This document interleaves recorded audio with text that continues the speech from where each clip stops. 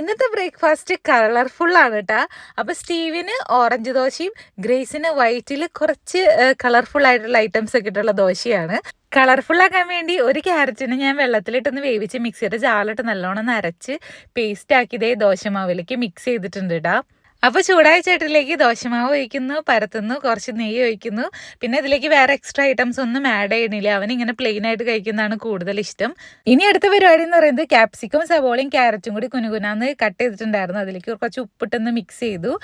പിന്നെ സ്റ്റീവിൻ്റെ ദോശ എടുത്ത് മാറ്റിയപ്പോൾ ഗ്രേസിനുള്ള വൈറ്റ് ദോശ ഇങ്ങനെ പരത്താണ്. അപ്പോൾ ഇതിലേക്ക് ഇങ്ങനെ കുരുകുരുന്ന് എരിഞ്ഞ് വെച്ചേക്കുന്ന ഐറ്റംസിനെ ഞാൻ ഇങ്ങനെ വെതറിയിട്ടു. പിന്നെ ഇതിലേക്ക് ഞാൻ കുറച്ച് ചിക്കനും കൂടി ആഡ് ചെയ്യുന്നുണ്ട്. ചിക്കൻ വേവിച്ച് അങ്ങനെ ചെറിയ ചെറിയ പീസായിട്ട് ഞാൻ അങ്ങനെ എടുത്തു വെച്ചിട്ടുണ്ടായിരുന്നു.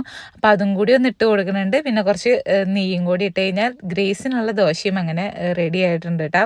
അപ്പോൾ കളർഫുൾ ആഗ്രഹിക്കുമ്പോൾ നമ്മൾ കൊടുക്കണമല്ലോ. അപ്പോൾ ഭയങ്കര ഹാപ്പിയാണ്. വ്യത്യസ്തമായിട്ട് ഇങ്ങനെ കിട്ടുമ്പോൾ ഭയങ്കര സന്തോഷമാണ് കേട്ടോ. അധികമൊന്നും കഴിക്കില്ല, എന്നാലും ഇങ്ങനെ കാണുമ്പോൾ ഒരു പ്രത്യേക ഒരു സന്തോഷമാണ്.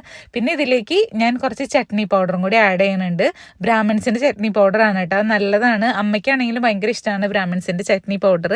അങ്ങനെ ഗ്രേസിനുള്ള ദോശ അങ്ങനെ റെഡി ആയിട്ടുണ്ട്. അപ്പോൾ ഗ്രേസ് അതും കൊണ്ട് പോയി. ഇനി നെക്സ്റ്റ് അമ്മയ്ക്കുള്ള ദോശ റെഡിയാക്കാണ് കേട്ടോ. സെയിം ഇതുപോലെ തന്നെ ചിക്കൻ ആഡ് ചെയ്യണില്ല എന്ന് മാത്രം. അപ്പോൾ അമ്മയ്ക്കുള്ള കാപ്പിയൊക്കെ ഞാൻ റെഡിയാക്കി വെച്ചിട്ടുണ്ട്. പിന്നെ ഇതിലേക്ക് ഞാൻ എക്സ്ട്രാ വേറെ കുറച്ച് ചട്നി പൗഡറും കൂടി ഇട്ട് കുറച്ച് വെളിച്ചെണ്ണ വെച്ച് ചാലിച്ച് കൊടുത്തു കഴിഞ്ഞാൽ അമ്മയുടെ ഫുഡും അങ്ങനെ റെഡി ആയിട്ടുണ്ട്. ഇനി ഡിമാൻഡ് അനുസരിച്ച് ദോശ ഉണ്ടാക്കി കൊടുക്കണം. അപ്പോൾ പിന്നെ കാണാം. Bye bye.